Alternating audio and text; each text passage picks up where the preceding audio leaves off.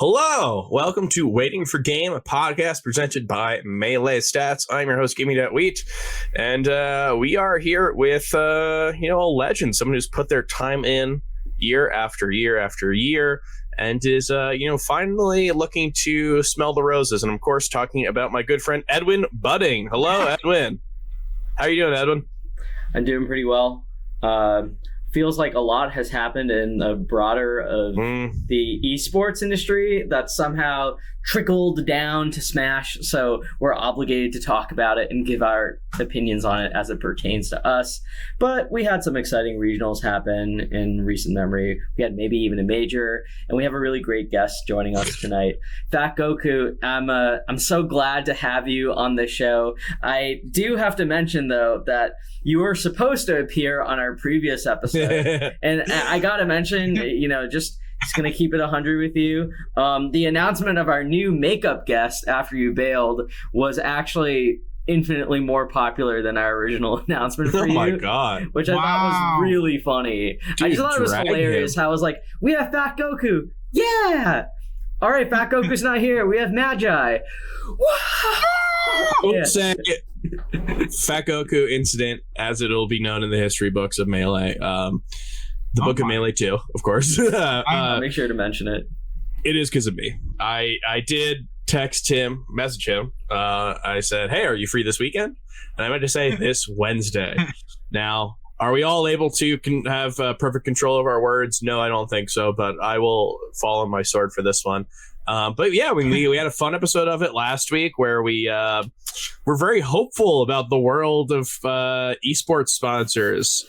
We went into depth about how CLG picking up Cody and Magi, what it meant for the scene, and what was going to happen from there. Now, of course, we have to have a conversation a little later about what happened since our last episode, but let's shift our focus to this very fun guest we have right now. So, Steven, FatGoku, you are here. How you doing? Dude, I'm doing great. Maybe esports as a whole currently aren't doing great, but I have nothing to do with any of that. So, I'm chilling.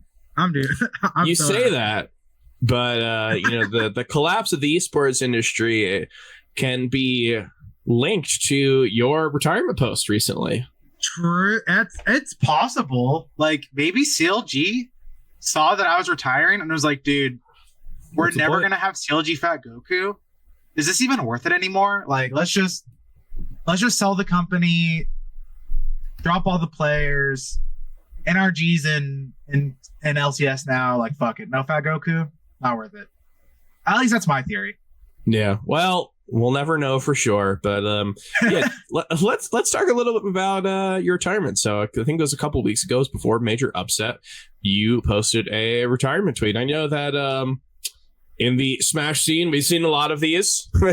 We've seen a lot that tend to wiggle their way back into competing very soon after. But, of course, we've seen people who stay away. How did you get to the point of deciding to hang it all up?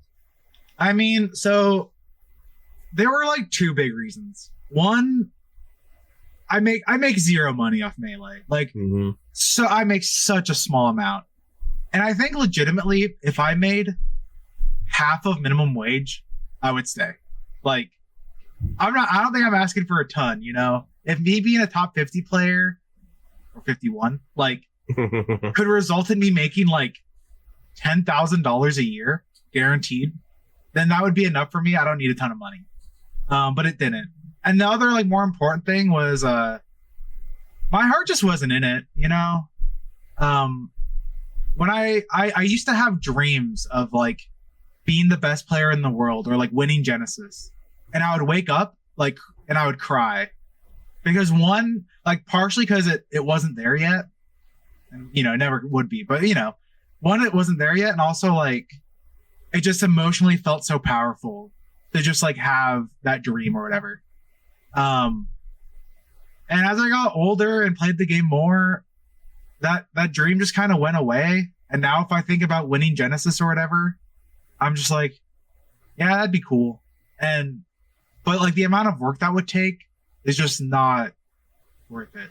So like, I don't know. I still love the game. I love the community. All my friends play Melee, so I'm gonna be around. You're like, some people in chat might even have seen me on ranked or unranked. But like, I still play, but like, I don't want it to be my job. I don't want to play professionally. I don't want to learn like the stupid matchups anymore, like Luigi or Samus or DK. Falcon, DK.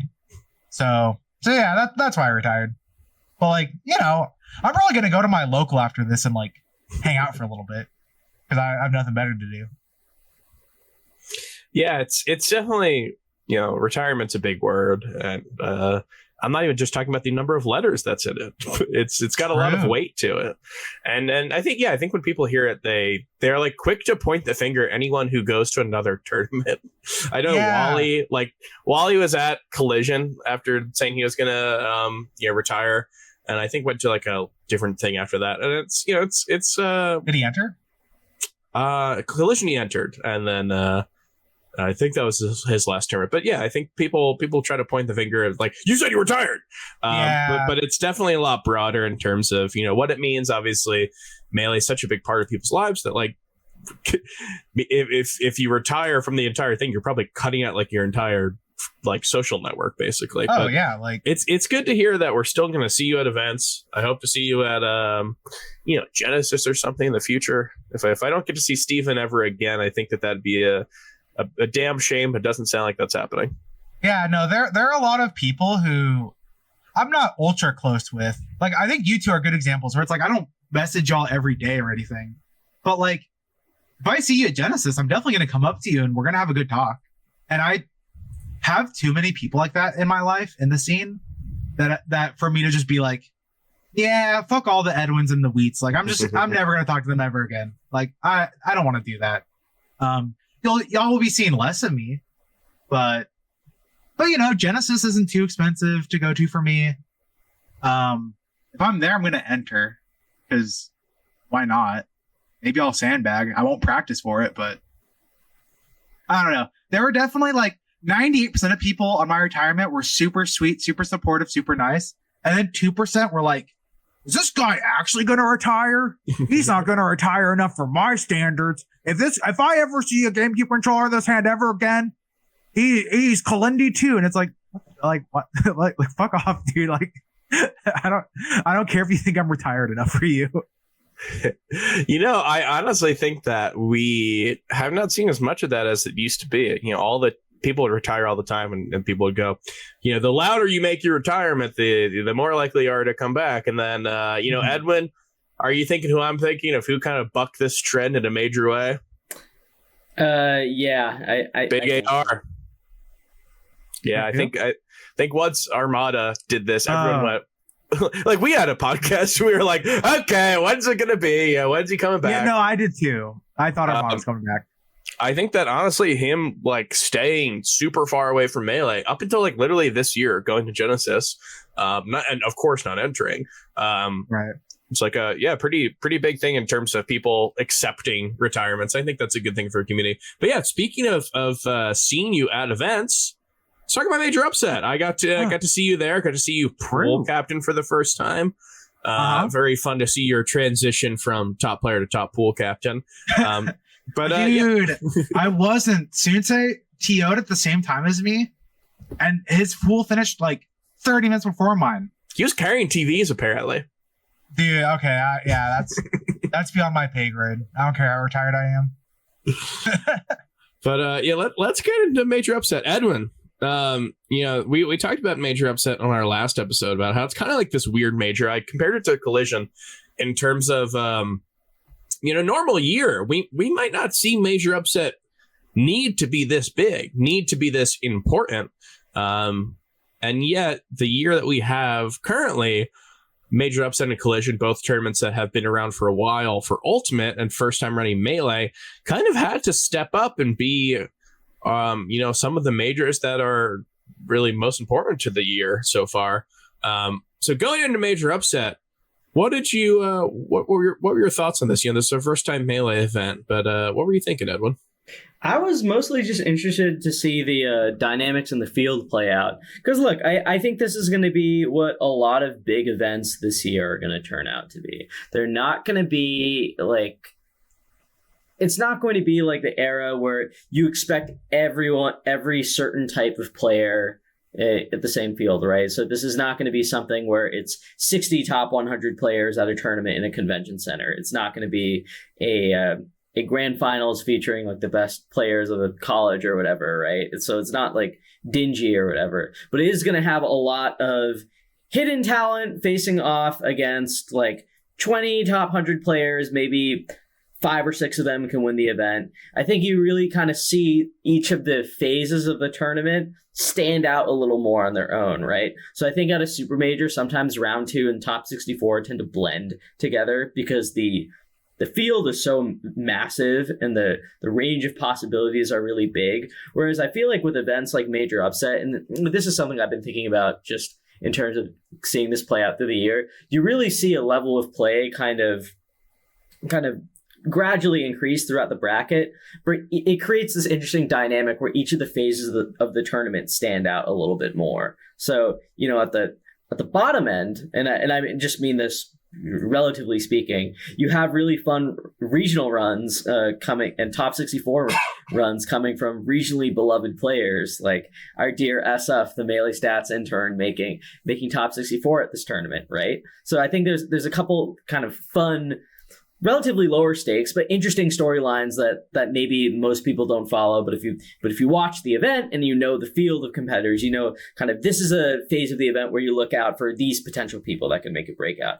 Then come top 64, you get into your regional favorites and you get into your more standard top 100 players that are competing against each other. Maybe you watch a set or two featuring someone who could win the event. And then come top 8, you kind of know what to expect. You have a group of people there that play each other all the time, whether it's at regionals or majors, and you get to see them take each other on. So I think just the way that the tournament schedule is turning out and the way that tourney attendance is going on, I think we're going to be seeing a lot more of that. And I just want to make it clear, that's not necessarily a bad thing. You don't have to have crazy upsets and top level competition between a top 100 player and the number one in a local region in round 1 pools or something, right? You don't have to have something like that for an event to be exciting. You can have a lot of different. You can have competitors face each other for different reasons that are compelling at a different level of stakes than say grand finals, right? Or even the same phase of the event from another super major. So I was very interested to see how this play out, and I thought it was a really fun viewing experience. So yeah, I mean, it's definitely going to be a transition year. I don't know if we thought that was going to be the case, especially last year. But going into the year, I don't know if we knew just how much this is going to be kind of building the what the scene is going to be like in the near future. But yeah, I definitely think that's a very interesting point. And I guess what I want to turn it around to is, with that being said, FatGoku, how did you feel as someone who went? You were an attendee, you were a competitor there. I don't know if you had all the same vibes as Edwin did, but how did this tournament feel to you as just someone who went? I don't know. So it's a little weird because it kind of felt like a regional in terms of like the venue especially felt very regionally, where if you go to Genesis, it's this gigantic convention center, tons of booths, tons of vendors, like thousands of people, and this was a lot more low key. I think it had 400 entrants, is that right? Capped at 384. Okay, so about 400. Smaller like hotel venue, but and yeah, the talent pool definitely didn't go as deep as something like a Genesis. But in terms of it was really top heavy. Like there was obviously no Mango, J-Mook, or Cody. Or Zane, not Cody. But everyone else was kind of there. I don't know. It was a kind of weird vibe where it felt too big to be a regional and too stacked to be a regional, but not quite deep enough to be a major. So Yeah, I've submitted the term micro major, which I don't know if that is catching on. How about super regional? No, that's actually so different. Yes, there's actually like Pat's House 3. Like, there's actually so little overlap between micro major and super regional. You don't understand. Am I getting gaslit? No, you're just getting owned. I hate to tell you, dude. Marketplace of ideas. But I think I agree with you on a lot of it. It was a hotel venue. It was one ballroom, and then day 2 we were kind of pushed into all of one room, which was, as far as I know, the only way that we could actually increase the cap up to 384. So I appreciate you to be able to do that because, like I said about Collision, we came off of one capped major and having another capped major, even just being able to raise the cap a little bit in this year is very helpful, apparently. But yeah, it was a really interesting thing. And like you said, it had all the trappings of a normal regional, and yet what I love to see about it is it did have the top level talent, which is something we're going to need this year going forward. We're going to need, your Codys and I was going to say Plump. I don't think he's going to much. That's not in his state. And even then, I don't know if he's going to much in his state. But, your Codys, your Zane was going to be there, if not for his, I think he had a little thumb blister or something like that. Yeah. Players like and that, and the flight, yeah. It seemed like a cursed event overall for him. But it was going to have top level talent and still did. And that's what we need going forward. And I'm glad to see that people are embracing what would normally be regionals, right? IBW had this whole thing last year about not counting regionals on his ballot, or saying that regionals are just to experiment. And I think that what we've seen is these tournaments that wouldn't normally be considered regionals are now being attended by the likes of, Cody and such. And because of that are getting bumped up to this kind of nebulous thing that we don't really have a term for in the moment. Maybe we did years ago, but it's kind of a return to that. So I will say, in terms of major upset, I myself had a very good time. I think Portland is a pretty amazing city, and I do like the ability to get to go to these cities. I think that one of the things with hotel ballrooms is that you're probably going to be able to find venues that are more willing to fit in cooler locations around. Suffering from success is as the tournaments you have to either go to a huge city and go to their huge convention center, or be stuck with a convention center in Worcester or something. So I really did enjoy Major Upset, but yeah, it felt pretty interesting compared to some of the other stuff. And we'll see going forward with Battle BC and Gommel and other tournaments that are probably going to be a lot bigger. We'll see if this is kind of like a little step to something bigger, or if it's going to be the new normal. But before we move on to any other tournament, because we got another wacky tournament which is the exact opposite of this, let's talk a little bit about the bracket. So Cody Schwab took it home in his last win under CLG, unfortunately. But was there anything else here that stuck out to you? I know Sunsei made his run. I believe he got 5th here. Plup continued his pretty decent run at Genesis and ended up making it to grand finals here, ended up looking relatively doable at the end.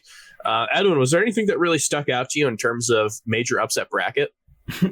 Yeah, I have a sort of, there is one thing, and I don't know how much to make a big deal of this, but I want to ask both of you, is Hbox toying with this food with Lod?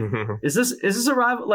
Can we expect these sets to continuously go down to the wire every time just for Hbox to win on LAN, or no? I really can't tell. Steven, what do you think? Dude, it might just be a clutch diff. Might be a clutch gap, I don't know. I think with matchups like Peach Puff, and especially I don't know, for some, Lod's just so good at the matchup, for how unplayable it is. Yeah, so this is kind of the thing though, right? Because it's I watch this, and I really watch this with an open mind. And I am not a Melee expert. I'm not a Peach Puff expert. I can only tell you what my eye saw, right? Maybe my eyes deceived me. What my eye saw is that, a typical sequence of 10 interactions would go Lod would win an interaction 8 or 9 times, then Hbox would get a back air. And this would continue over and over again, and then Hbox would win last stock. So, yeah. I just don't understand like what I'm watching. I guess just to be clear, I didn't watch the set, but like I've played Peach Puff a little bit and I've watched it a bit, and I guess I don't know what you mean by winning interactions. Because, like getting a hit, like making a read to get a hit based on like literally earning a hit. Okay, because I don't know. Whenever I play that matchup or think about that matchup, I feel like Peach actually trades quite well with Puff. The issue is Puff should just never get hit. Like if Puff gets hit, she got outplayed 100% of the time. Like if you get hit by Fox, I don't know. Maybe they like. I've definitely just nared in the corner brainlessly and hit people. Like it's not a big deal. There's no rocket science. But like in Peach Puff, if you get hit as Puff, like you fucked up somewhere. Yeah, I mostly catch Hbox like slowly drifting in toward a hitbox that Lot throws out, and he gets hit by that, and that happens like 6 times in a row. But he wins the game. So I don't really, I don't get it. Am I missing something here? Dude, maybe he's just throwing for content. Yeah, that's what I'm saying. It is possible. I don't know if he does it on land though. On net play, I swear to God, like Hbox throws for content on net play. Well, land though, yeah, I don't know. That's the thing, right? Is that maybe he doesn't throw for content on land because he won the set, but he got as close as possible to throwing for content as he possibly could have and still won the set, right? This literally came down to a. I don't know if you Steven, you said you didn't watch. It was very close. It was literally last stock, game 5, big comeback made by Lod, or at least it felt like a big comeback considering the matchup. And I think Hbox comes down off the Angel platform and just rests Lod. It was just like, oh, it's over. I was watching in the crowd with SF, top 64 placer SF, and anytime Hbox was up in percent, we'd say, it's so over. It's so over. It's never been more over. And then Lod would go up in percent. We, got to throw, we're so back. We've never been so back. But yeah, it's definitely this interesting push and pull. And, we can't get an episode without talking about Hbox and, be it, can Hbox win a major? Be it, is Hbox the best player in the world? And now, is Hbox throwing? Stuff like this, we can't get rid of. And I just want to put into the public consciousness the set at the next major they have. And of course, I am talking about Coinbox. When I'm talking about the major, I'm talking about the bi-weekly Coinbox. They had a set where Hbox went down 2-0 to the Peach and then was almost cajoled into going Puff again by Jackzilla, but ended up going Ness. So it was a pretty quick 3-0. And while watching, I was watching with Amba Sinister and Ambi and I.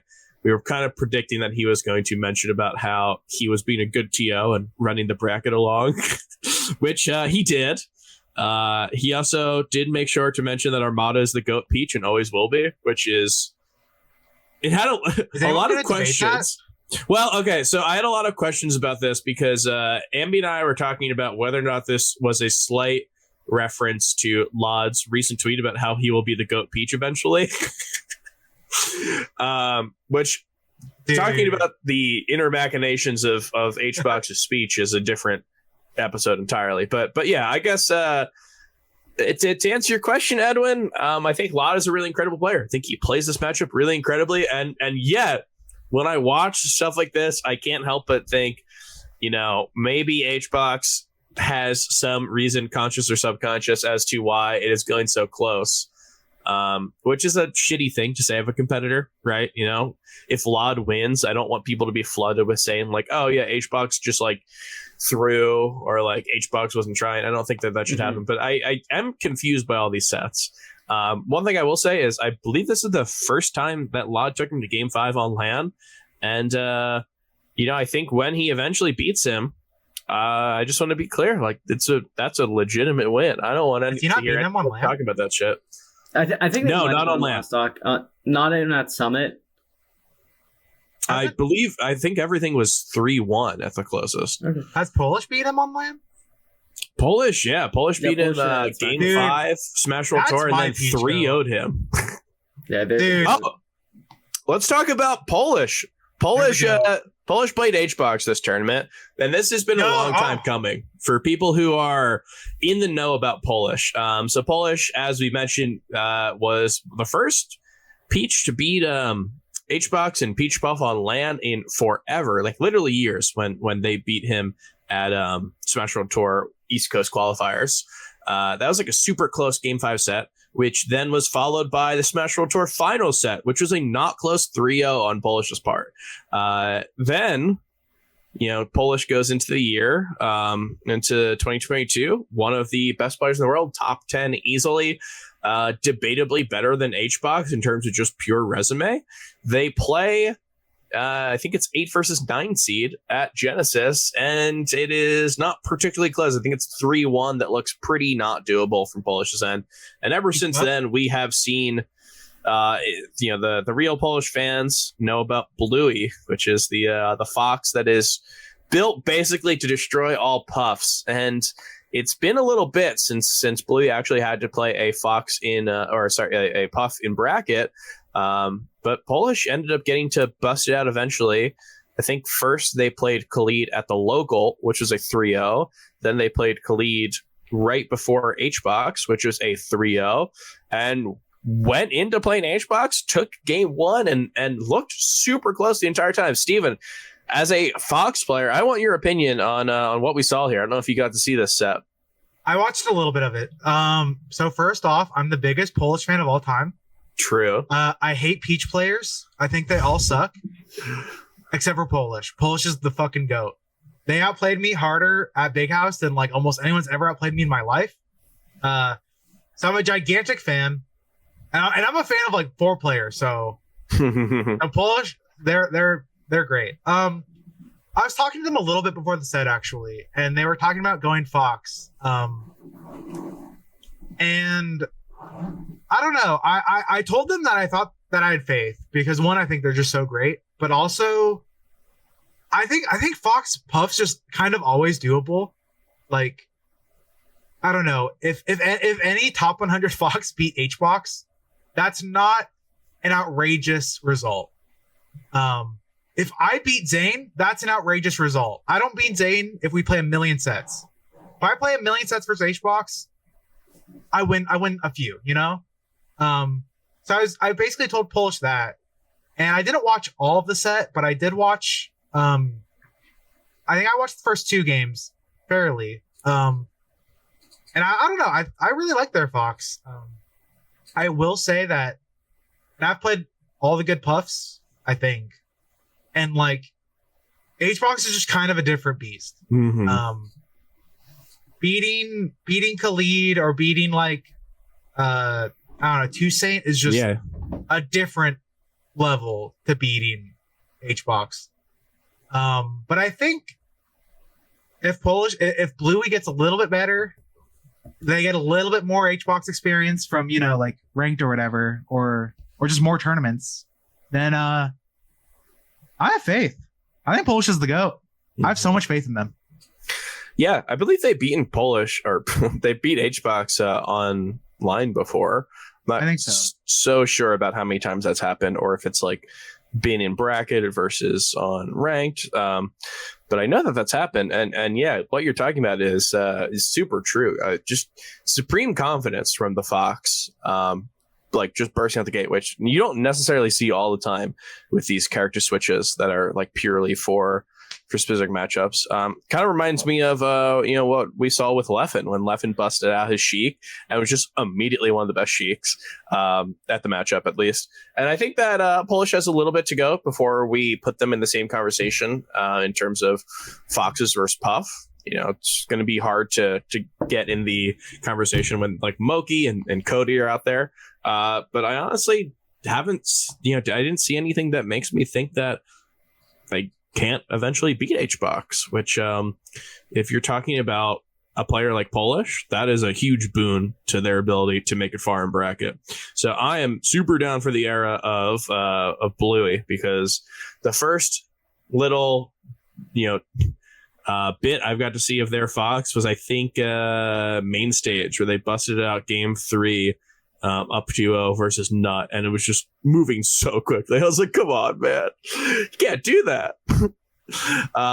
So I'm super excited for what's coming from Polish's Fox. And yeah, one thing I want to say is, there's another Peach player who switched to Fox for the matchup who didn't win the first set.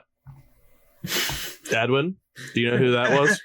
Yeah, I know who that was. But That's so dope. Their first Fox Puff set. Oh my god. Edwin, what do you think? What do you think about what we saw about Polish's Fox? Yeah, I think it's got potential. I'm excited to see it in the future. I'm also a little curious to see how it develops in other matchups as well, if that's what they plan to do, or if they want to keep it just as a Puff thing. One set from Polish in this tournament that I recall watching, a bit of a heartbreaker, but a really exciting set. Thought it was pretty interesting, was SJ versus Polish. Yeah. I definitely want to see those two play again. That went super down the wire. They had some pretty good adaptations to each other throughout the set as well. The platform play between the two is especially really interesting. Hadn't really seen a Peach Falcon set like that in a while. Yeah, it'll be interesting to see Polish moving forward. I wonder how much the Fox will kind of fill in their gaps in terms of matchups that they might not be extremely, up to their normal level in. So I'm super excited because I think they're an amazing player, and seeing them go forward, something that I definitely want to see. Return to form of 2021 top 10 Polish, I'd be super down. But speaking about all of these things that happened at Major Upset, as I mentioned earlier, at the top, this was Cody's tournament. This is a tournament where he had some people bring him to game 5. I believe Hbox was a game 5 set. I know there was a big pop off there, and I think both Plup sets were game 5. Yeah. So this is definitely a tournament that looked set up for Cody to win, and something that he did win. And it's cool because it opens up some questions in the future. But I think the question that was probably opened up the biggest by his win was what happened after. So of course I mentioned that this was his last win in a CLG uniform. Because shortly after this happened, actually when I landed, during the flight that I took, news broke about CLG changing ownership and kind of disbanding in terms of their teams. I think their league team went to NRG, and everything else was kind of just left by the wayside. So we have another situation in Smash where we're kind of having some sponsor issues. Shout out to anyone who came from our last episode where we had Magi on and talked about how cool it is that CLG is in Smash. And Edwin, I asked you last episode 2 weeks ago, I said, what do you feel more confident in? Creator-backed esports companies like Moist and I guess Moist Moguls, or do you feel more confident in traditional esports companies? So I guess now I have to follow you up. 2 weeks later, how do you feel? I feel pretty devastated, honestly. I think obviously on an interpersonal level, it's really sad seeing someone who works very hard get another setback in his career, like the 40th one at this point. But I think on another level, it is one of the things I said in that episode is that I think that esports teams have a little more experience in maneuvering around the highs and lows. But, with stuff like a buyout and things like, the CLG League team being bought as essentially a separate asset and everyone else getting shut out, it does worry me a lot in terms of what's available for a small esport like us, right? So I gotta say, yeah, my faith in the traditional esports organizations is very low. And the one thing I would say with the creator-backed esports teams is that they seem to sort of treat it as more of like a branding exercise for what they're associated with. And they sort of understand that on the surface it's burning money. I mean, literally like the Moist trailer, and they kind of lean into that a little bit, because they're treating it as marketing for themselves. And I will say that the esports team developers, clearly, how do I put this? I think just some things, it's really tough to kind of connect these two, but I think they're a little. I think they're related to this more than you might think. I just think so much of esports from the traditional like competitive league angle in terms of like how that's run, the ecosystem surrounding competitive leagues and the teams and sponsors that run it. I feel like it is so unhealthily partnerships based. Like it's based on potential revenue that could come down the line. I feel like it's not material. I'll say that like maybe you could say the same thing for a creator-backed team, but at least a creator can point to things that like the part of being a creator and being an entertainer is immaterial in a sense, right? Is that you're putting out yourself as a product and you're getting people to pay for wanting to see you in different ways or wanting to support your work, right? Whereas esports they don't have quite that direct parasocial relation or entertainment brand, right? They're supposed to be like an organization that's supporting or sponsoring a group of players, which is also immaterial, but you know, in pro sports, that's backed by something. It's backed by a location, or it's backed by a venue that you own, and it's backed by and the ecosystem itself is backed by broadcasting rights, which is like a whole other thing that we would require a whole other show to dive into adequately.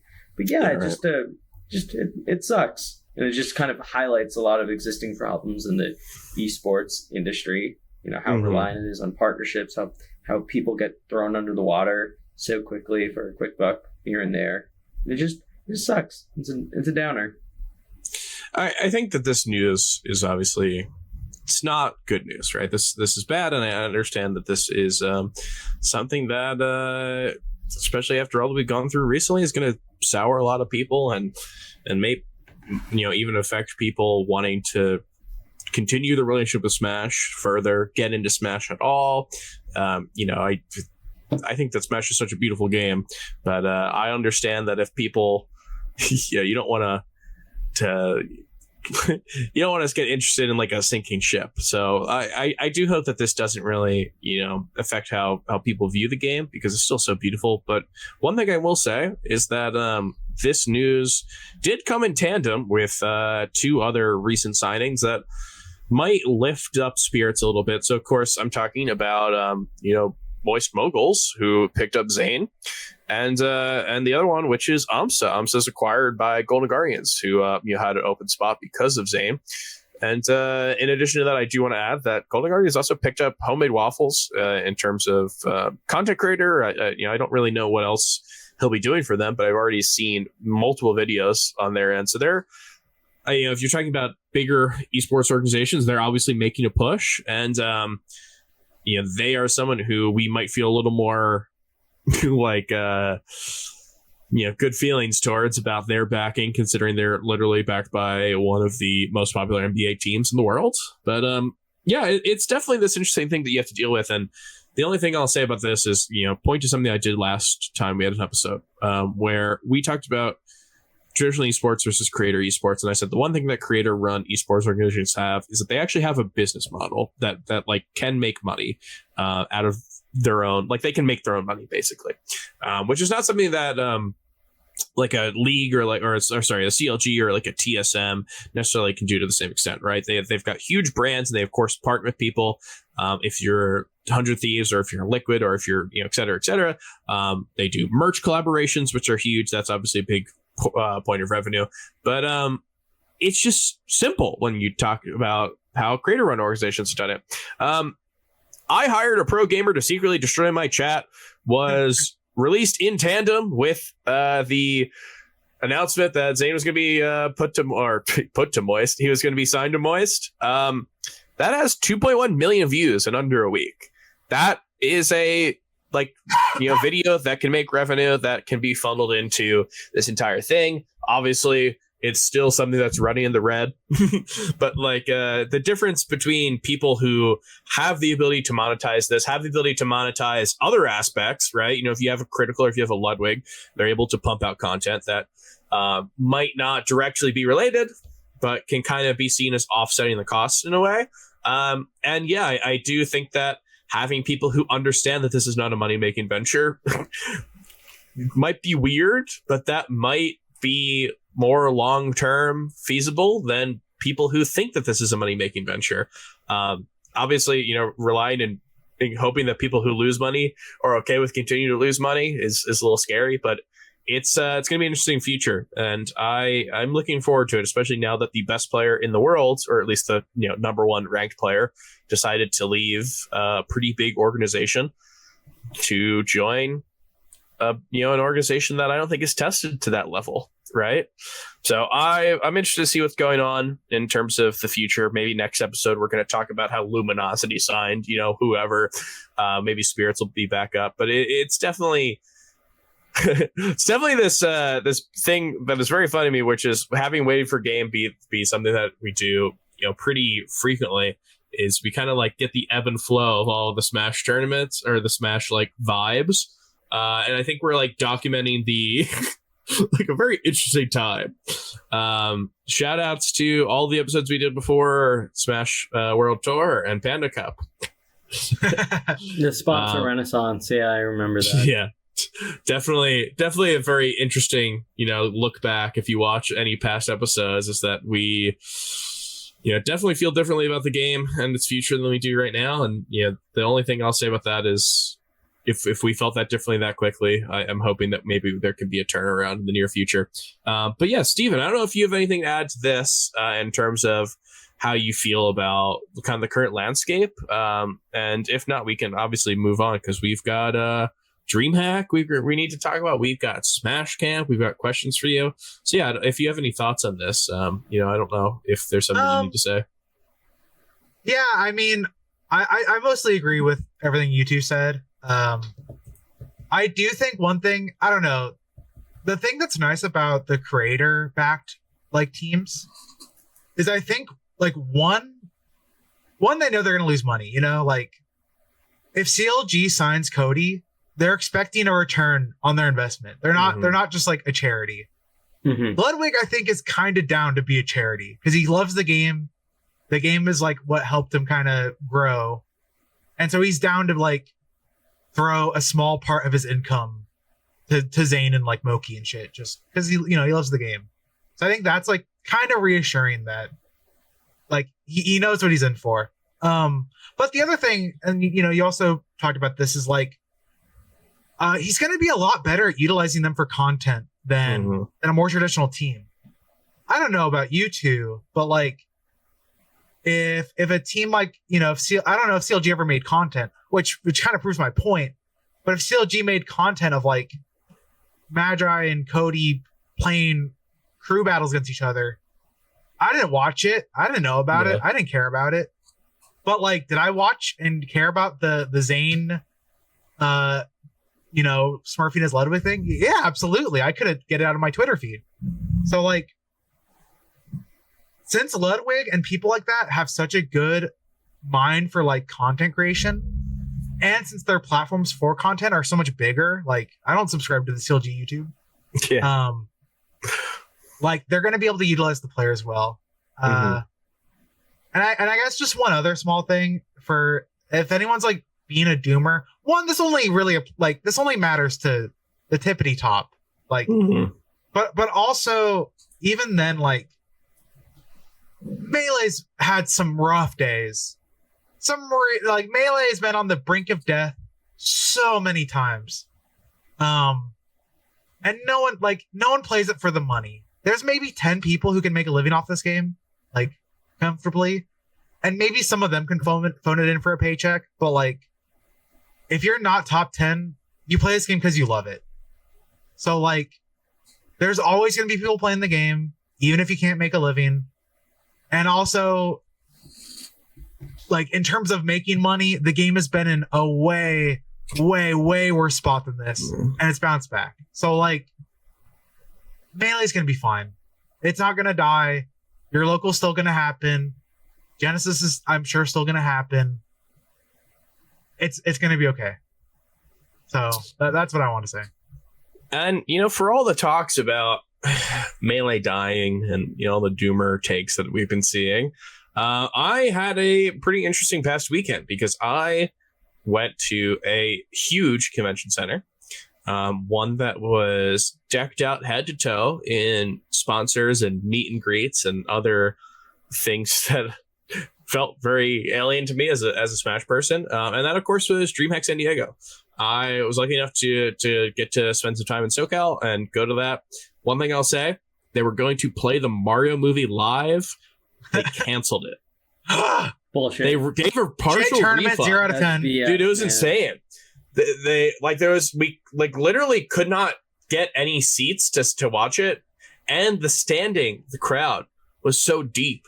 Everyone wanted to see the Mario movie, and they canceled it, but they did fortunately give a refund. But of course, we're not here to talk about the Mario movie. We're here to talk about Smash, and I think that Smash's current standing with DreamHack and future with it is going to be a very interesting topic going forward. As we talk about major upset, we talked about how this is like a pretty small regional feeling tournament, but one that has to be this big major type thing. DreamHack was a 200, just under 200 person melee tournament. Did not really have a ton of top players. We had Amsa, Axe, Kadoran, Fiction, 4 or 5-ish top, 20, 15 players. This is pretty much textbook regional, right? This is like the definition of what you consider regional. And the difference between major upset is that it was in a major city. It was in a huge convention center. The RLCS winter championship was happening on the other end. Literally had a huge thing from the ceiling so you could watch it with stadium seating. It was a pretty insane thing to go to, which I'm sure sounds normal for everyone else who's been to DreamHack, but this is my first. And yeah, I guess we have to wonder about where we are with DreamHack and whether or not we have the ability to cast something like this off. We went into this tournament. I don't believe they had UCF day one. I think there was a mishap with not having more than one. They didn't have a backup. I think there was a corrupted memory card, and people talked about the cramp area. They talked about the lack of setups. I think there was 16 setups for everything. And of course, the big one is a concert being played right next to all of top 8. But we might have to reconsider how we view DreamHack, because in the era of tournaments getting smaller and smaller, we have a brand here that seemingly can survive. But I guess we said that about other stuff. So Edwin, I guess I have to ask you, how do you feel about DreamHack going forward?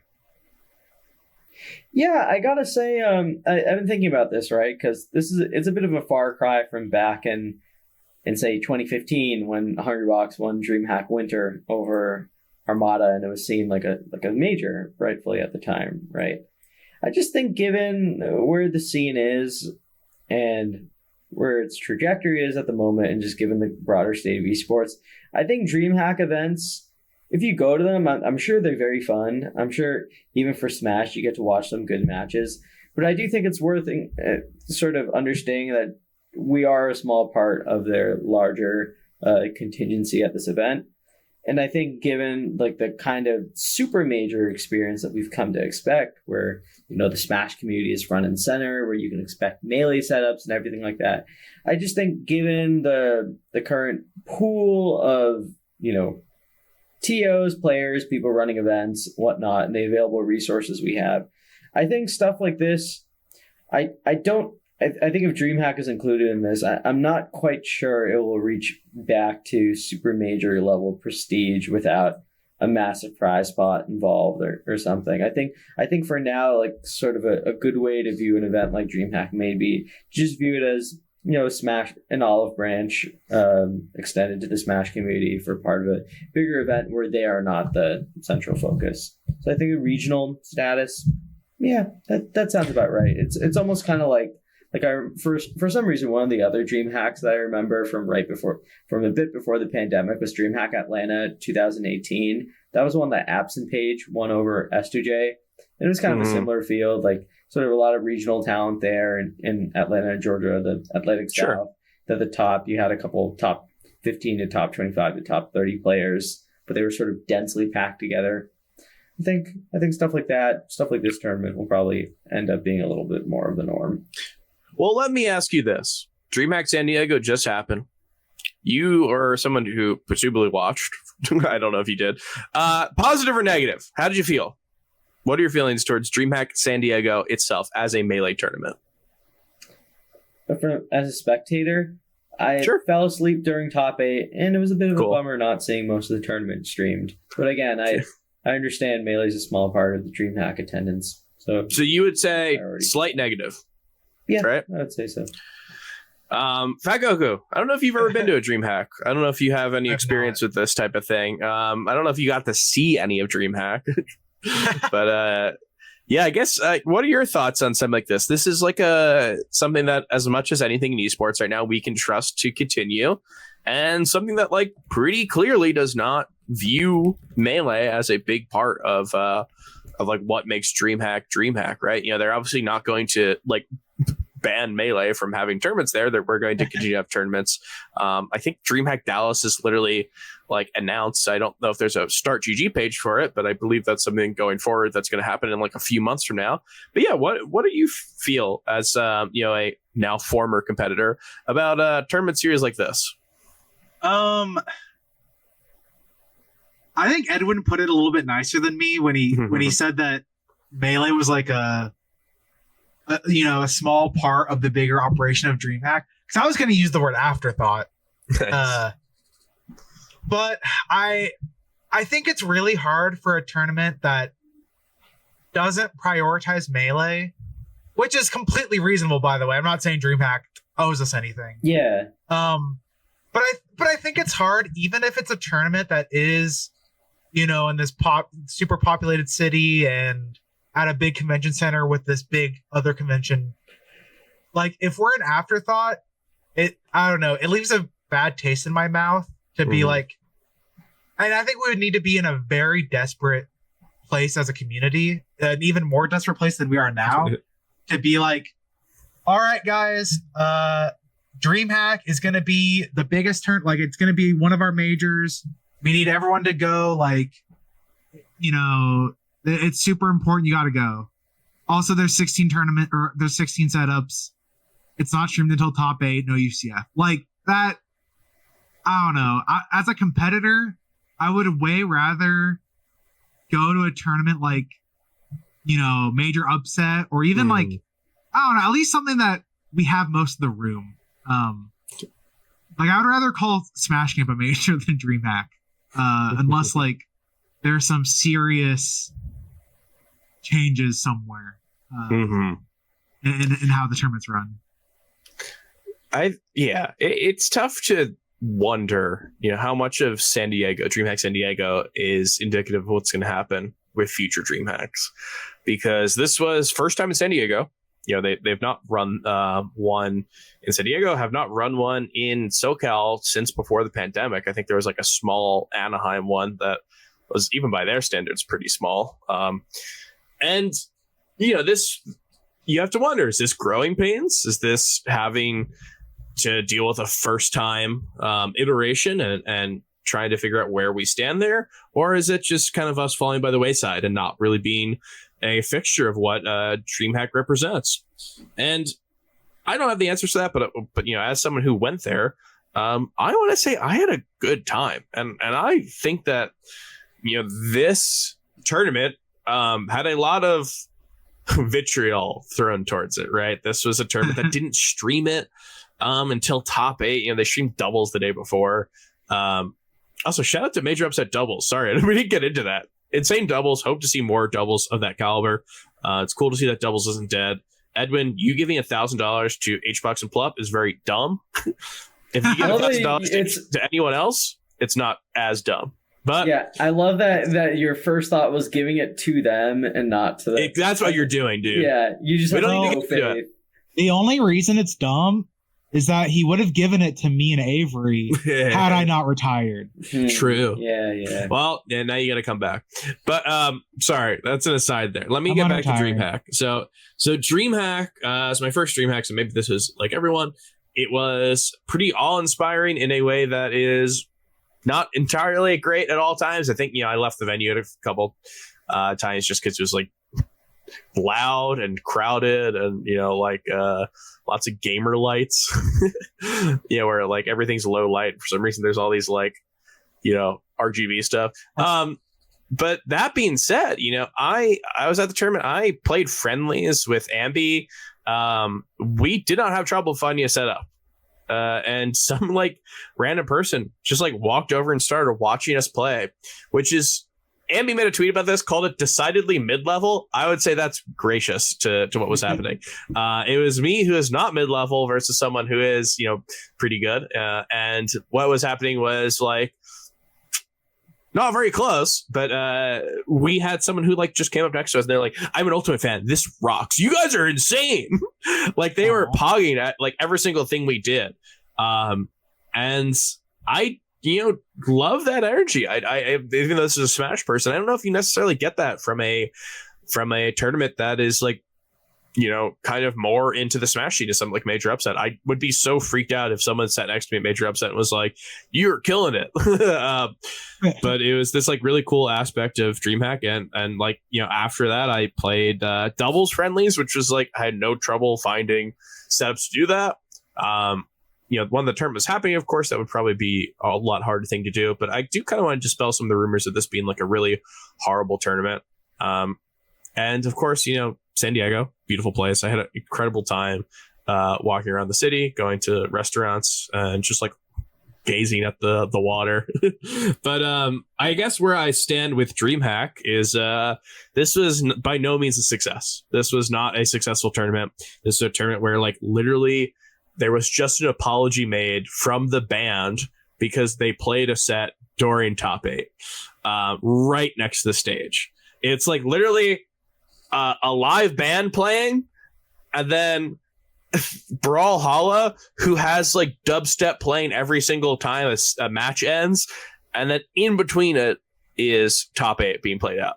But I still hold out hope for the future, because this is a big brand, like we've talked about, and one that can go under, I guess, just like any other esports brand, but one that I believe will stick around, and one that if they're willing to continue to have fighting game tournaments, as long as Jabali is still aligned with them and still willing to push for tournaments, I think we try to make this the best possible thing it is. And I hope that Dallas, which has had tournaments there before, I hope that Atlanta, if that happens again, I hope that anything else that is a returning tournament is able to kind of work with the tournament in a way that maybe wasn't feasible this time around, because these tournaments are pretty important. Like if we didn't have DreamHack Rotterdam last year, I do think that like the European scene is at a loss in a way that like not having DreamHack San Diego probably wouldn't affect anything.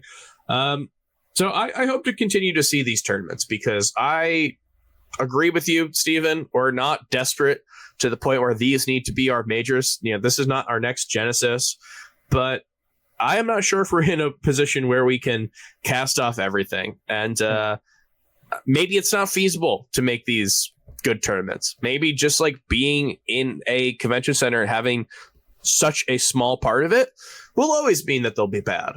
And they'll always be like maybe not worth the money.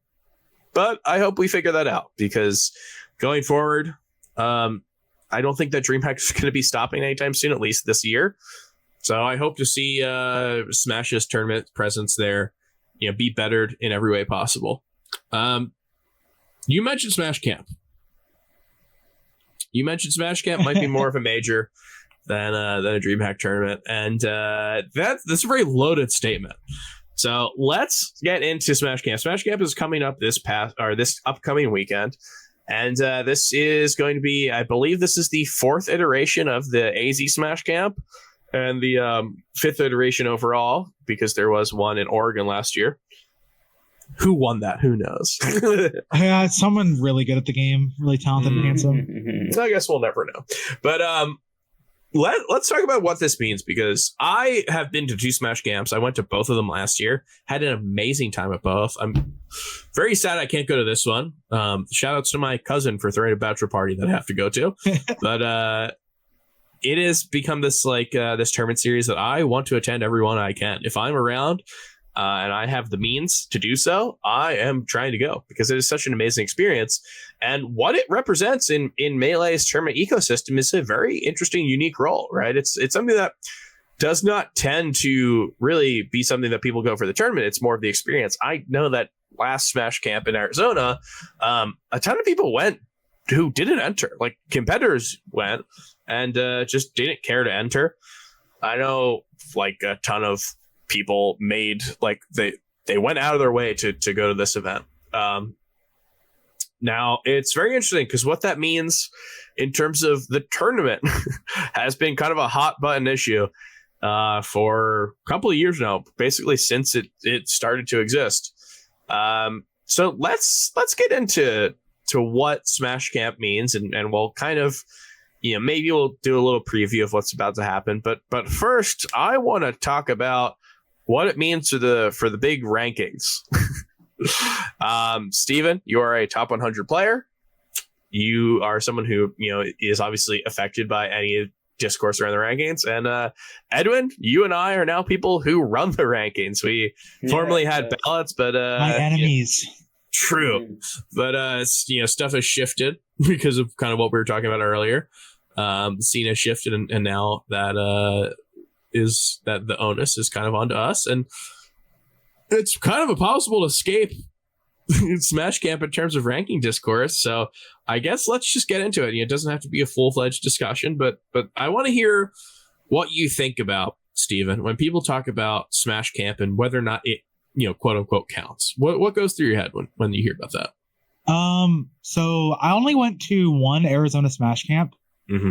I don't remember which one it was. Hugs was still an active player at the time, so maybe. what month are they in? Are they always in April? They had one at the end of September or like beginning of September at one point, but I believe they're kind of around April. Okay, I want to say I went in maybe 2018. I went purely as a competitor because I was very in the Melee sauce at the time, and I never at that point went to majors like for fun. My experience as a competitor was quite negative. And I have no ill will towards like the TOs or the tournament or anything. Because that's not what the tournament I think was going for. Obviously, it's more for the experience. You're in nature, like you're at camp, you're with your homies, you get drunk. But as a competitor, it was hard. It was really hard to play there and compete and to feel like it felt good. I remember the venue being like very, very, very warm. Probably the warmest venue I've ever been in. And like, I don't know, it was super crowded. I don't know, just competing didn't feel good because I felt hindered by the environment. Which is why I never really I never went back because I was a competitor and I was like, well, I feel like if I go there, I can't compete at a level that I think is adequate. Which is why I've always kind of been against Smash, like not even counting like alcohol or anything, because I didn't drink before the tournament ended. So that's kind of why I've always been more on the fence of like, I don't like Smash Camp from that perspective. And I remember thinking, if I ever go to one of these ever again, I'm not entering, or I'm gonna like play Falco or some shit. Like I'm not gonna compete.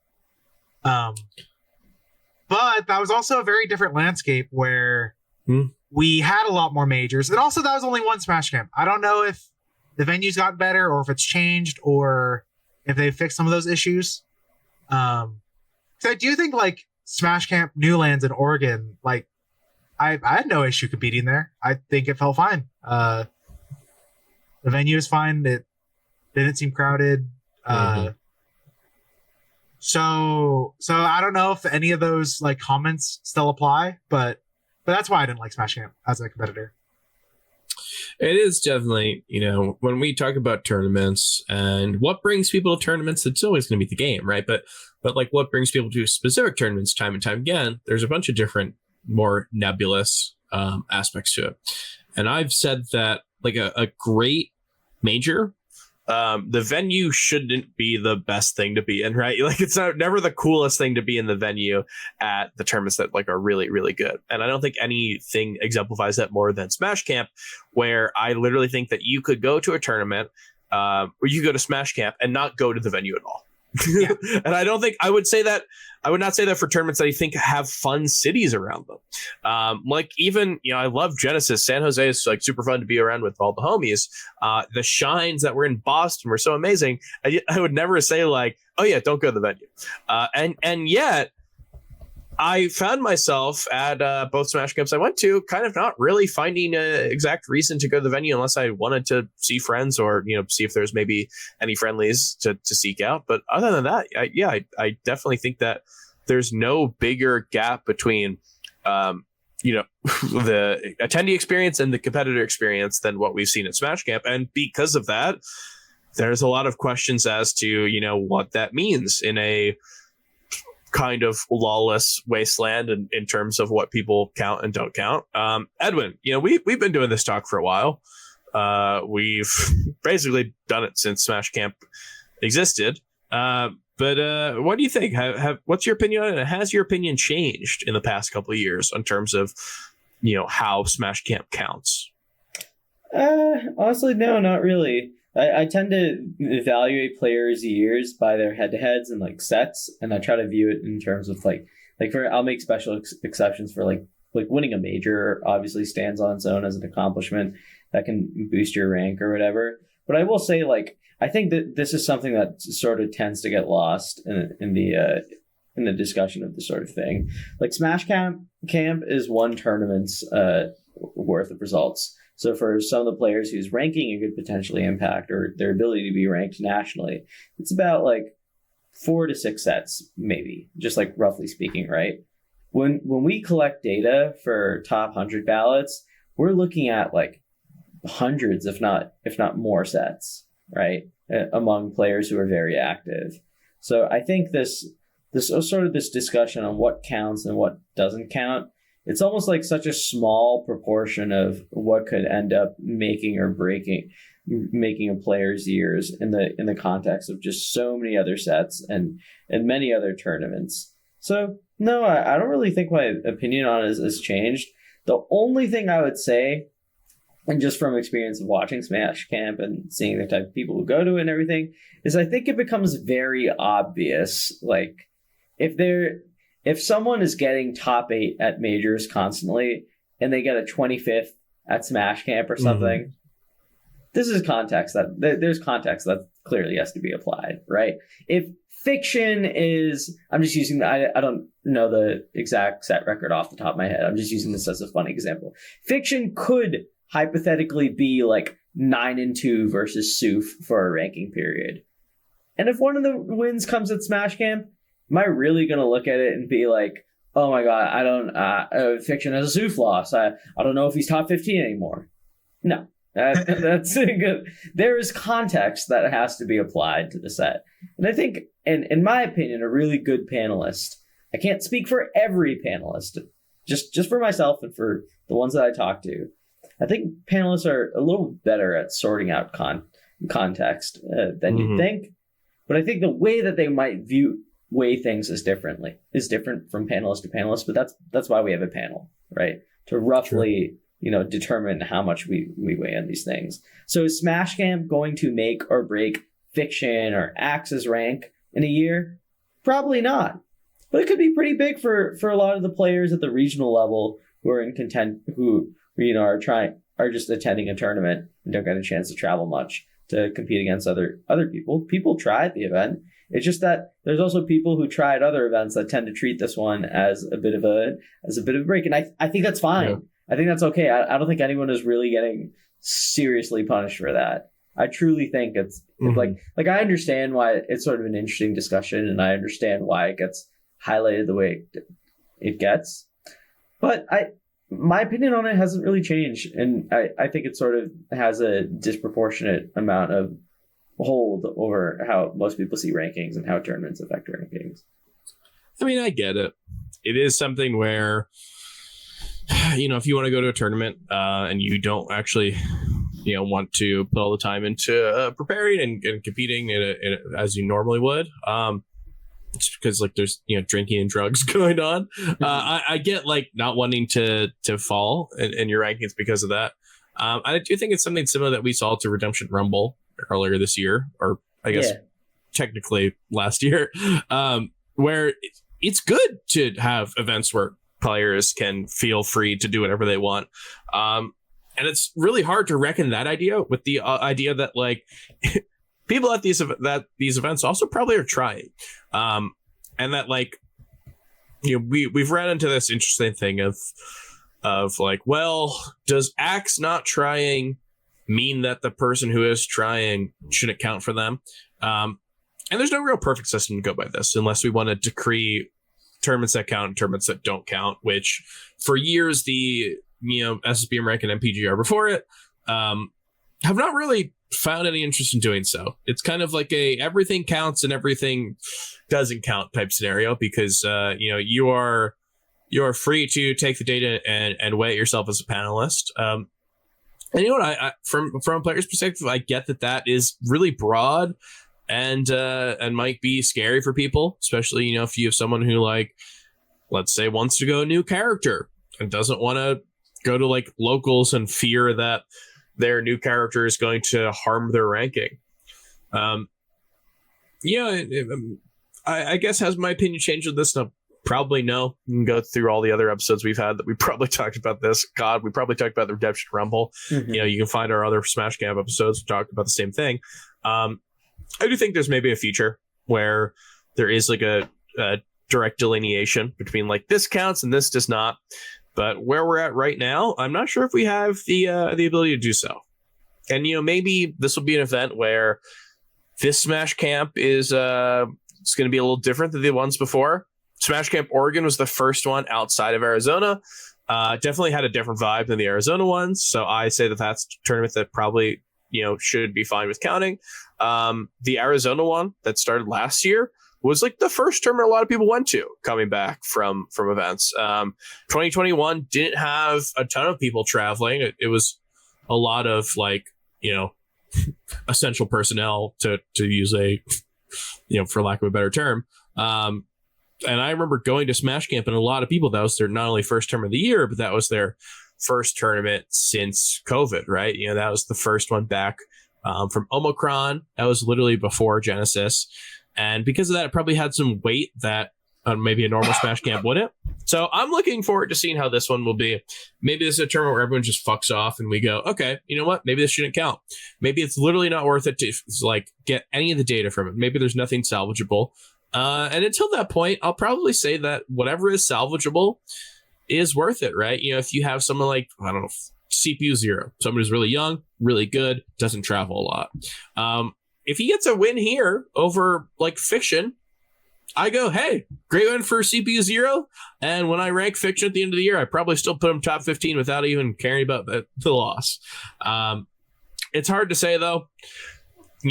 Asking people to blindly trust in a big group of people who you don't know personally, all of them, I get that that's a hard thing to do.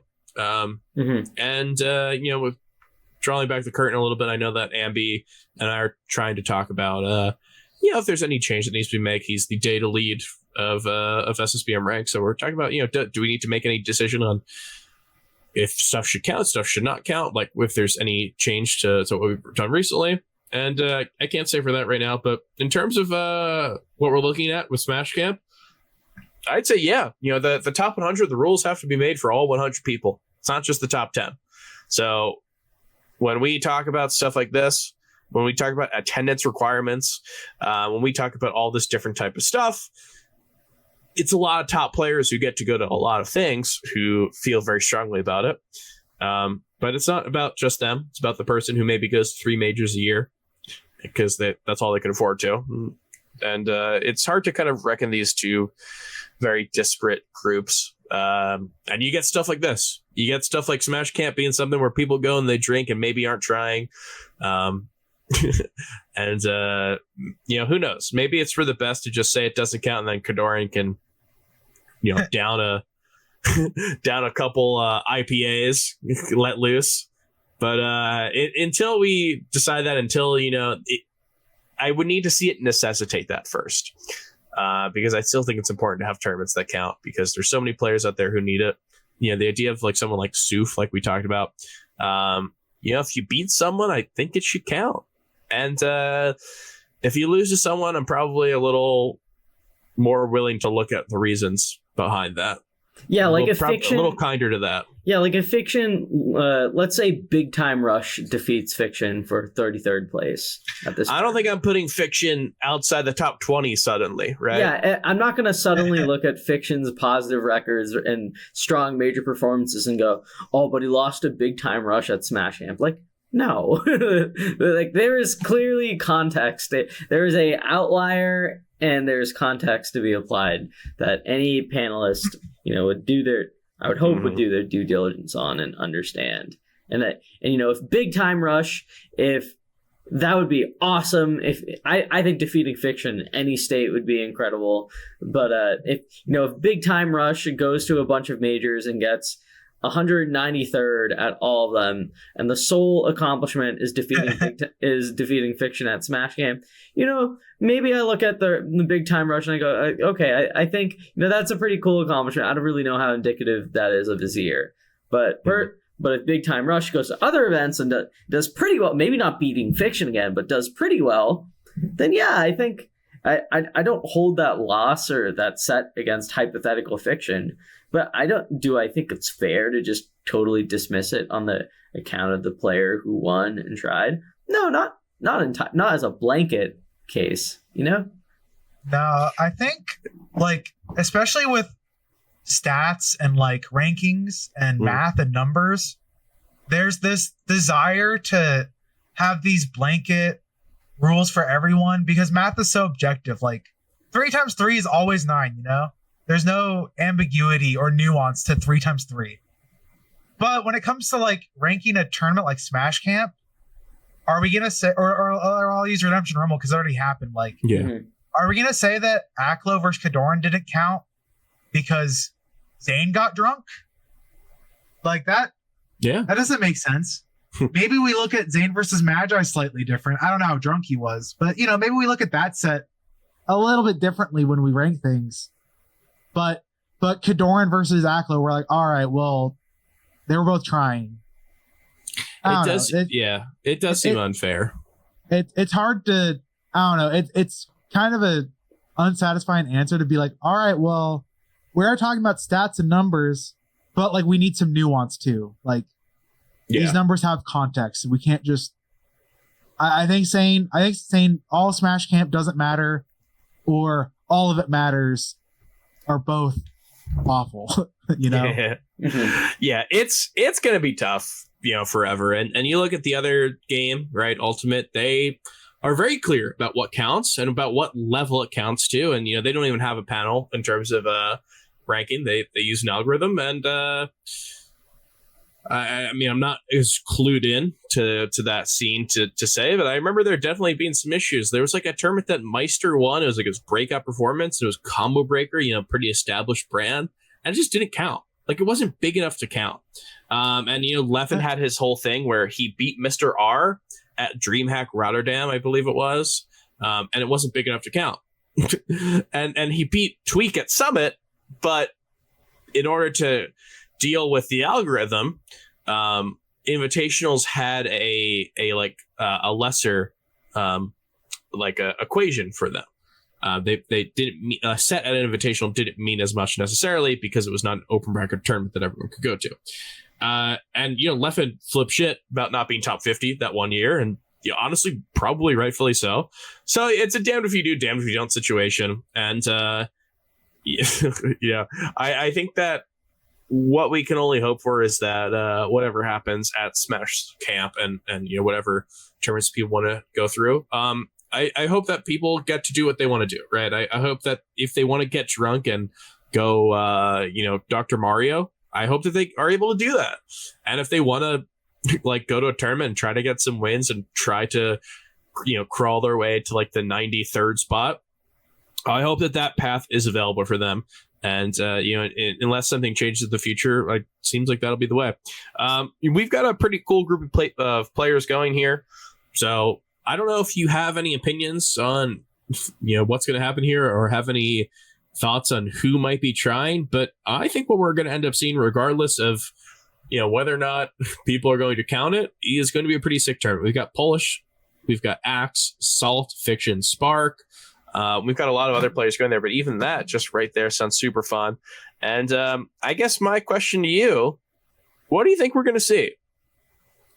Like Polish Fox, Axe, Falco. I mean, Salt, her Falco is amazing. We usually do like a bigger prediction type thing for big major tournaments. I would not say this falls in the same category, but if real quickly, maybe we go around. I'm going to will this into existence. I don't know if it's really the most. I don't know if it's got the best path to happening, but I'm going to say Bluey wins this event. After all we've talked about them, I think Polish's Fox is going to defeat Spark in grand finals. I think that's what's going to happen. What do you think about that, Edwin? Yeah, I could see that happening. Yeah, it's kind of tough to argue with. I can see the image right there. But, just to give a different answer, I'm going to say that Spark wins this event. This feels like okay. A good second. I think Spark will defeat... Okay, you know what? Why not? I'm going to go all in on this. I think Spark will defeat Rocket in grand final. Oh my god. I'm going to say that Axe goes Young Link or something. I think Fiction will DQ. Josh, I'm going to say DQs. I think Polish goes full Fox and just has some highs, has some lows. I think Meds will... Meds is kind of tough. So what does that leave? Like Spark? Meds is digital right now, right? Okay, yeah. All right. Let's say training period, so it doesn't do as well. Azel might be tough. I think Azel is also in a transition period. Azel's has a Marth he's working on. Yeah, he's had that Marth for a while, but he's been playing him a lot more.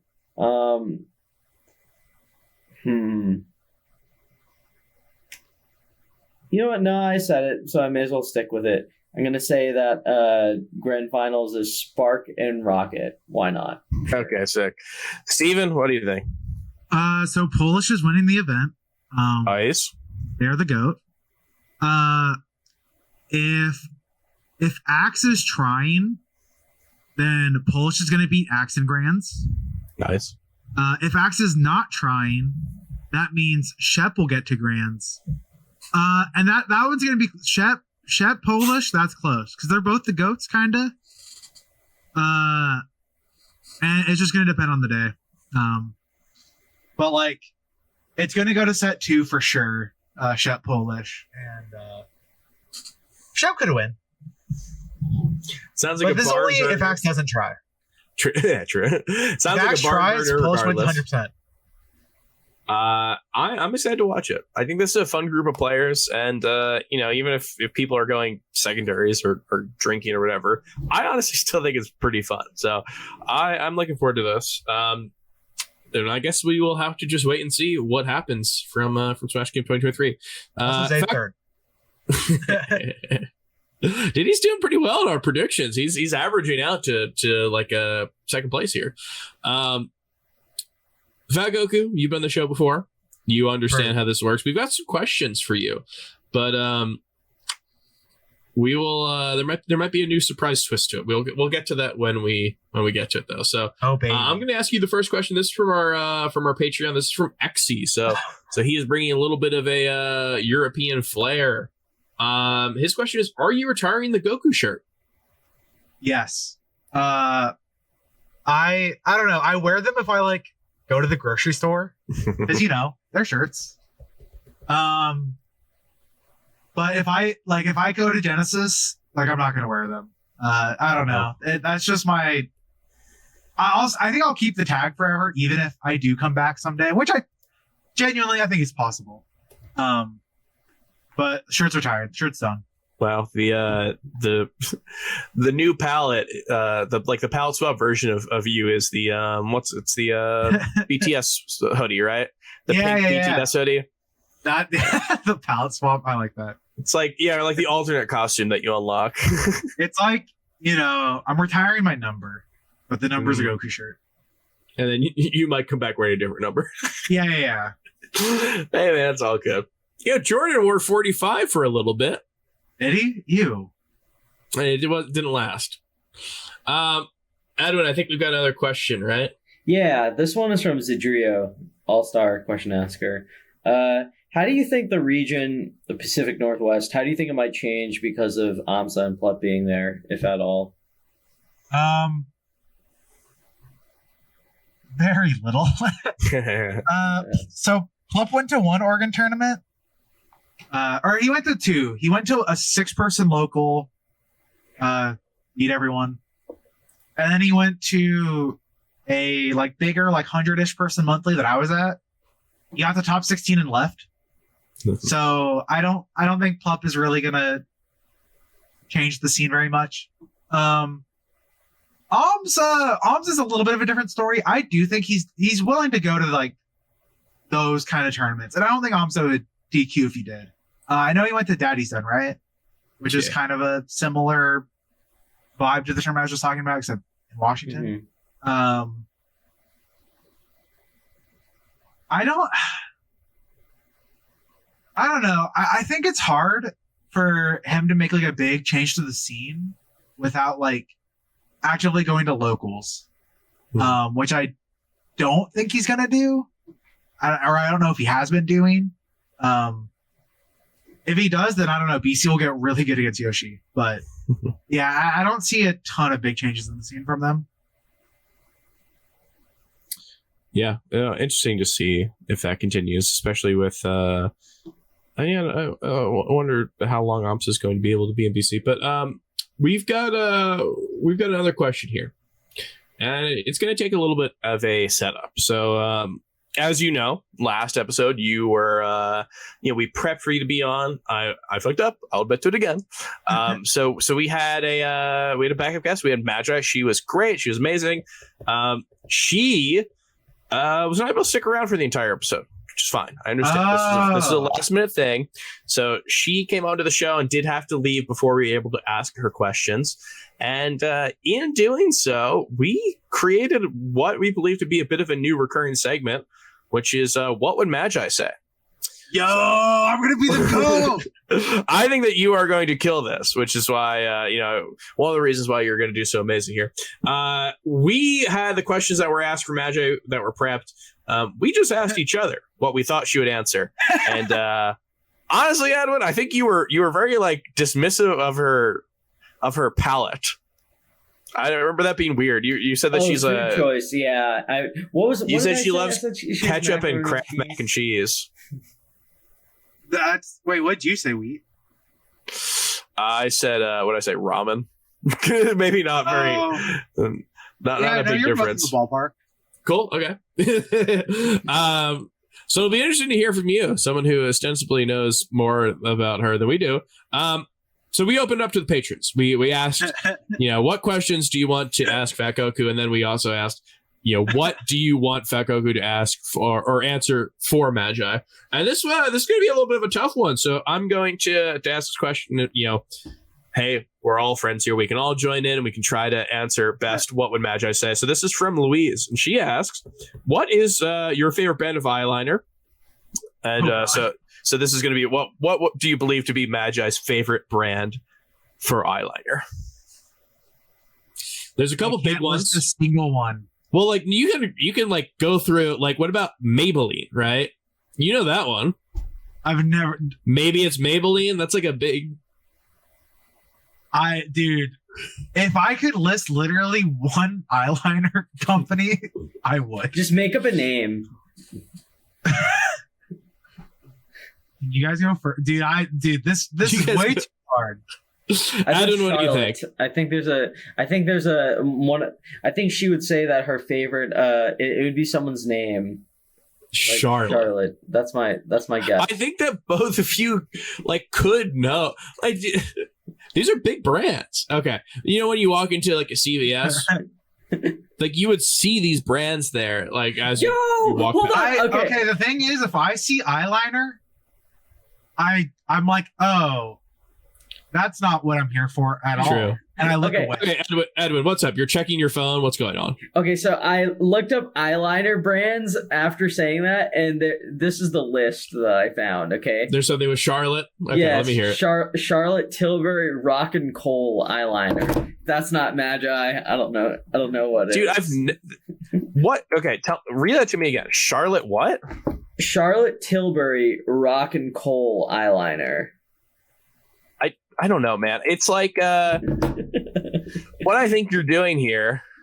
Rock and coal. Okay, this is what I think's going on here is you're like, dude, I told you there was a melee player with insert random tag here. So yeah, sure. I'm sure this exists. Okay, ready? Here's what I'm gonna say. I worked at a store that had eyeliner. Mm-hmm. I think I could probably remember a few of the brands. I'm going to say what I think that Magi does is she is very smart. She's, like most gamers are, she's trying to optimize. I don't know if she's going for the big bucks for the eyeliner. This is maybe something that doesn't stand out a ton in terms of other makeup. So I think she might go for the ELF, the Wet and Wild, maybe, these kind of cheaper brands. And then, she might do all the money she saved from that. She gets a mascara that pops, a very expensive mascara. I think it might be from Fenty, Rihanna's brand. I think she might have Fenty mascara because she saves all the money from getting the Wet and Wild eyeliner.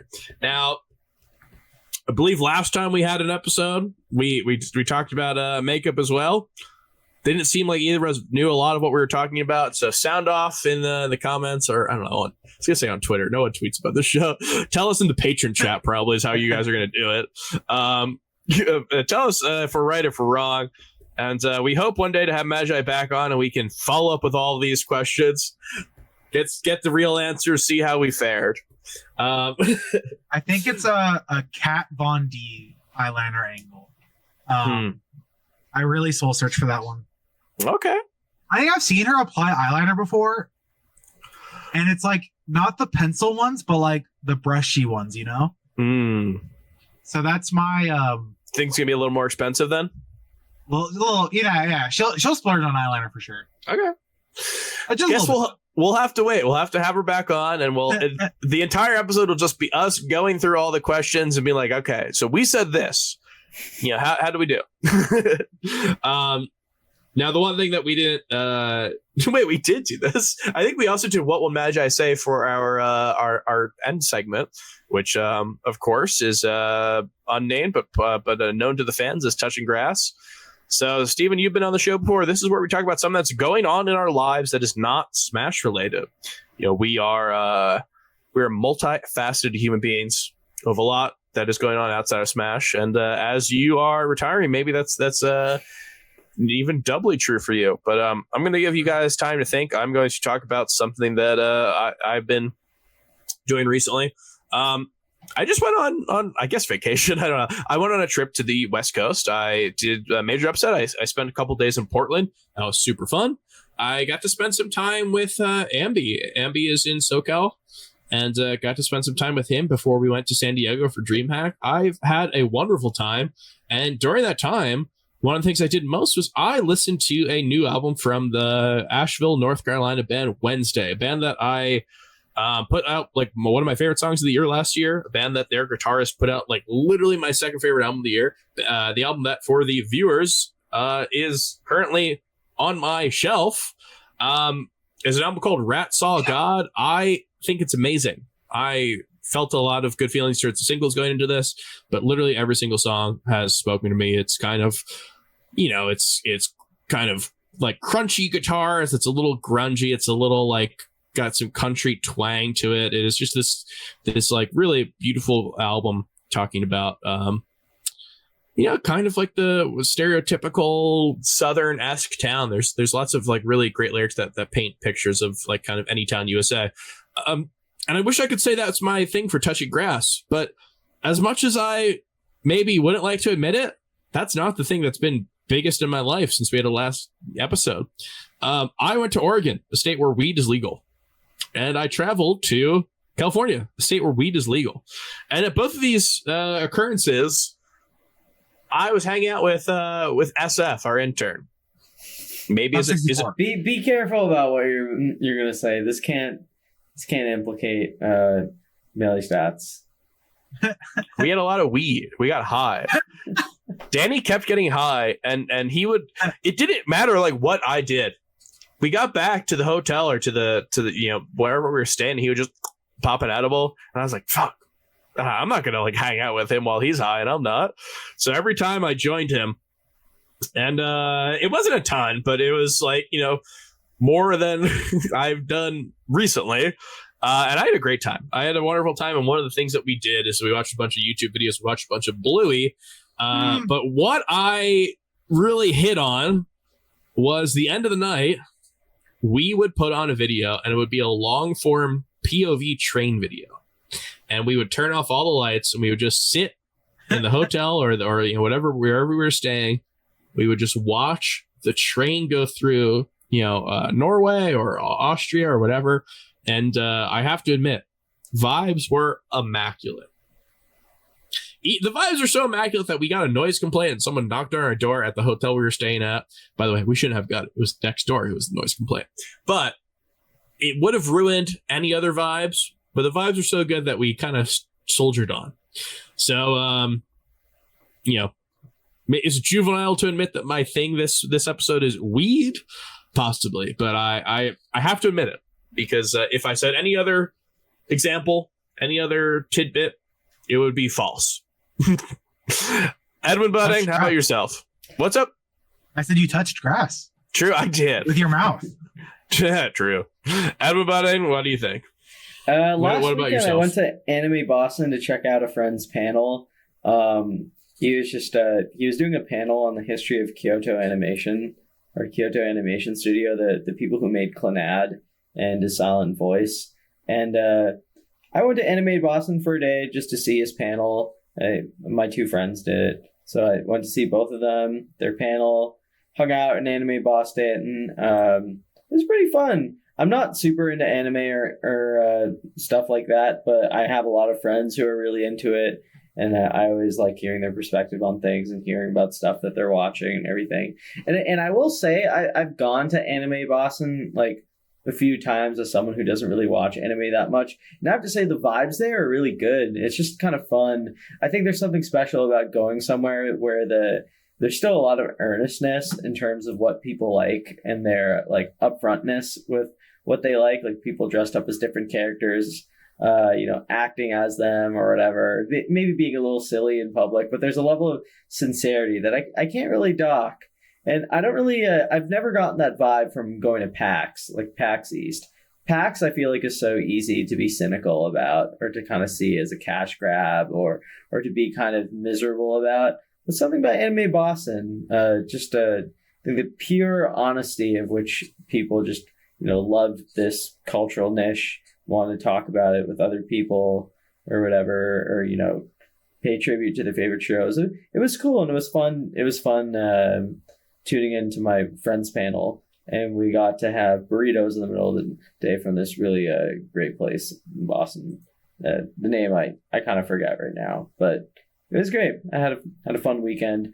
Other than that, I've just been watching a ton of Survivor. I've lately gotten into Survivor, so I've just been watching it nonstop. I started with season 41 for some reason. I don't know why that was randomly the season I started with.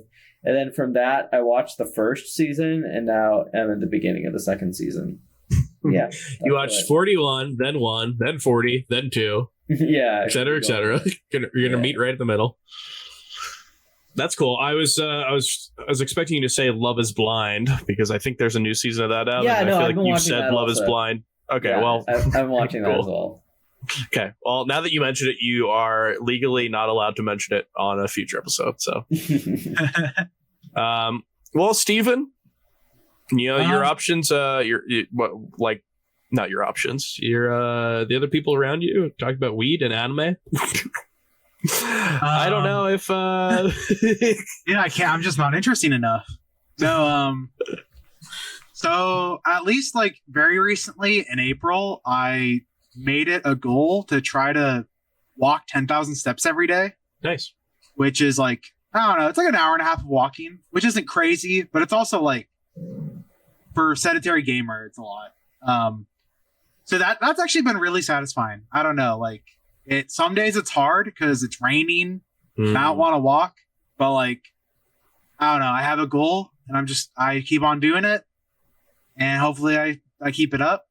Other than that, since I retired quite recently, I went from professional Smash player, but like unemployed, to just regular unemployed. So I've been thinking a lot about what I want to do, just like with my life. And I think I want to try to get like a restaurant job because I am very, very passionate about cooking. And I think cooking's like actually the coolest thing right now. Dude, it reminds me of Melee, where there's just like so much mastery. No, okay, but like no, it's cool, it's cool. Like, dude, when I was in New York for Redemption Rumble, I got Utopia bagels, and I thought about it today, and it's like I would have to dedicate my life to make bagels better than them, and I think that's so cool that they're so good at making bagels. So I don't know. I'm like really passionate about that like pursuit of mastery. Oh, that makes sense. And I lost that for Melee a while ago, but like, I don't know. I love cooking and I love thinking about food and I love eating delicious food and I love cooking for people. So I've also just been trying to like make myself presentable. I bought like a button-up shirt and some slacks to like interview in.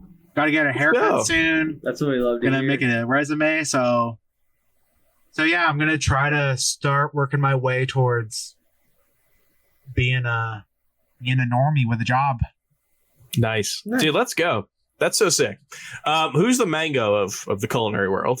Oh God. Marco Pierre White. Is that guy, dude, he'll cook on like television and he'll explain what he's doing, but because like he's so intuitive, like his explanations are wrong, which reminds me of Mango. He'll be like, oh yeah, we're gonna cook the acidity out of the onion.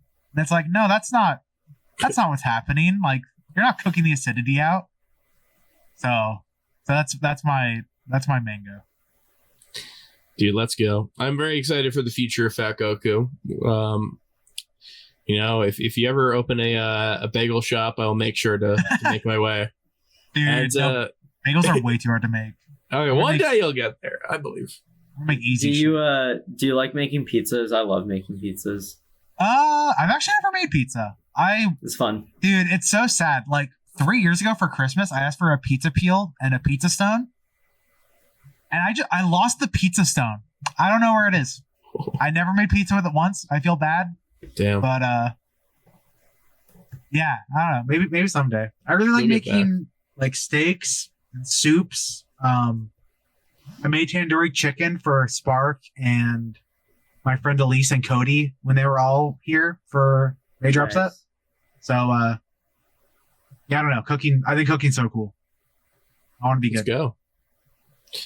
That is super sick, and I will +1 walking, dude. 10,000 steps is definitely something where it like passes the threshold of, you know, you need to actively be thinking about it to do it, but it's a great goal. And one of the things I love most about traveling, oddly enough, is just walking around. You know, when the pandemic hit and I thought about all the things I couldn't do, I had a lot of really good memories of going to a tournament or going like, you know, being housed like a day after, you know, waiting around, and just walking around a place I've never been before, and super, super amazing.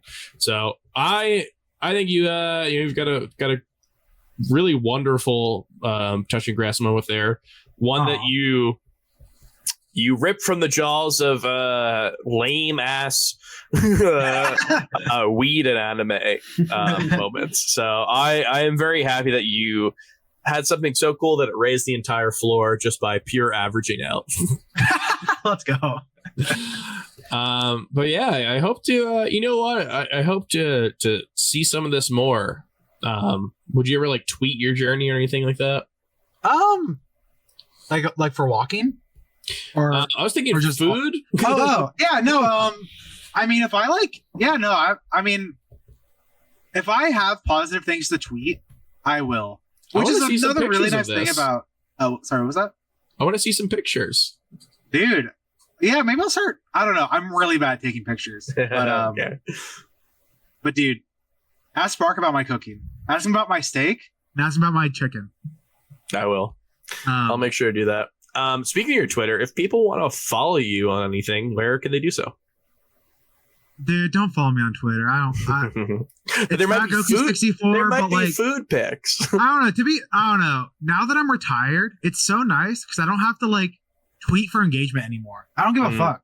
If I tweet, they get 10 likes. That's fine. So I can just tweet like what I think is funny or makes me happy. So I don't have to care about the numbers. So yeah, if you want to see like one tweet a month of me just talking about food or walking or like not melee discourse, fuck that shit. That shit sucks. But yeah, FatGoku64 is my Twitter. If you want to follow me. Perfect. You know what? Beautiful. Man, a man who is free from the clutches of having to be a melee player now can tweet whatever they want. Dude, very happy to see that. I'm so happy, and I haven't found a job yet. And I hope I'm half this happy once I become a working man. Because I just hope I can enjoy it. I believe. And in terms of us, yeah, if you want to follow what we have going on, our Twitter is twitter.com/melee stats pod. We're obviously going to tweet out results of local tournaments and tweet out tournaments that are coming up. You can find more of our stuff on meleestats.co. That is going to be links to our articles such as Monday Morning Marth and Wednesday Melee. If you want to watch these episodes live, they're on twitch.tv/melee stats, and they go up afterwards on our YouTube channel, Melee Stats Archive. While you're over there, you can check out our main Melee Stats channel for our long form content. And if you love everything we do and you just want to support us in any way you can, patreon.com/melee stats. Steven, you've been a wonderful guest. You know what? You made up for the wait. It's been a little bit of a wait, but very happy to have you on. I thought this was a very fun episode, and I think you made up for everybail Dude, it was a blast. Thank you so much for. I didn't think you were gonna reinvite me because I retired. And I was like, so like when I had to bail on the last episode, I was a little sad. So thank you so much for reinviting me. It was fun. That's great having you on. Well, you're never making it back again. Good. But I appreciate you being on, and I appreciate everyone for watching. And we will be back probably in about 2 weeks to talk about what happened at Smash Camp and look forward to what is going to happen in the future. So we will see you all then. Peace. See you guys. Bye.